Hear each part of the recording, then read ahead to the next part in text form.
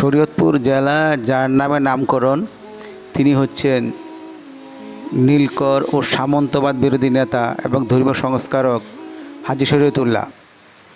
তিনি শুধুমাত্র ধর্মীয় সংস্কারক ছিলেন না, বরং কৃষক, তাঁতি ও অন্যান্য শ্রমজীবী মানুষকে শোষণ থেকে মুক্ত করার জন্য সংস্কার আন্দোলন পরিচালনা করেছিলেন।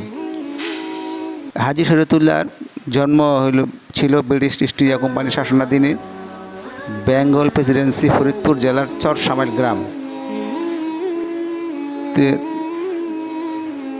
তিনি 1799 খ্রিস্টাব্দে মক্কায় গমন করেন হজ পালনের উদ্দেশ্যে এবং 1818 খ্রিস্টাব্দে দেশে ফিরে আসেন। তো বাংলার মুসলমানদের মাঝে বেশ কিছু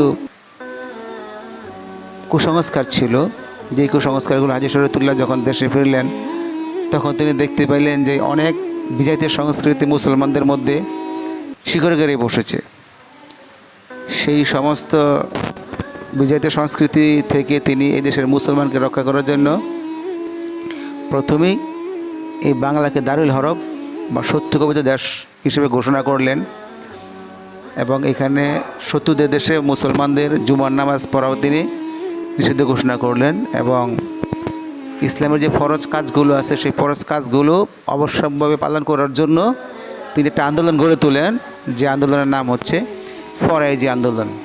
ফরাইজি আন্দোলনের অন্যতম পুরোধা ছিলেন এই হাজী মোহাম্মদ শরীয়তুল্লাহ এবং তার ছেলে মোহাম্মদ দুদু মিয়া।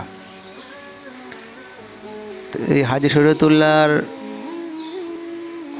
মুসলমানদের মধ্যে রাজনৈতিক চেতনার বিস্তার এবং অর্থনৈতিক নিষেধাজ্ঞা নির্দেশনা তিনি প্রথম তৈরি করেছিলেন।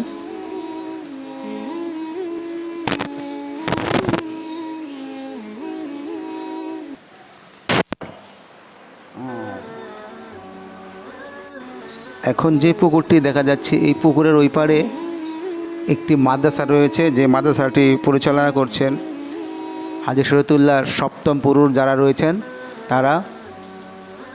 এখানে দ্বীনি শিক্ষার একটা বিশেষ ব্যবস্থা রয়েছে।